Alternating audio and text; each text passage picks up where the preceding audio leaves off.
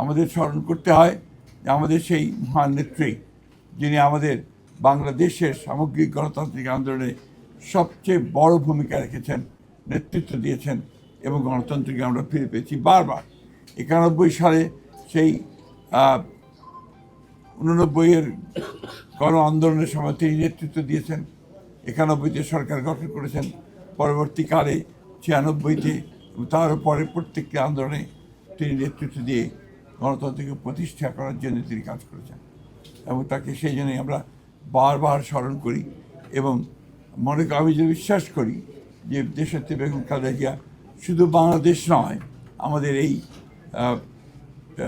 Asia Pacific অঞ্চলে গণতন্ত্রকে প্রতিষ্ঠার জন্য যে সমস্ত নেতারা নেতৃত্ব দিয়েছেন তাদের মধ্যে নিঃসন্দেহে অন্যতম। আমরা তার চাই যে আল্লাহ তাআলার কাছে প্রার্থনা করি যে তাকে যেন বেহেশত নসিব করা হয়, তার রুহের মাগফিরাত কামনা করি। আমরা এখন নতুন এক বাংলাদেশের পাঞ্জাবের জগতে একটি বিশ্বস্ত নাম শাবাব এথনিক ওয়্যার জন্য কাজ করছি, স্বপ্ন দেখছি।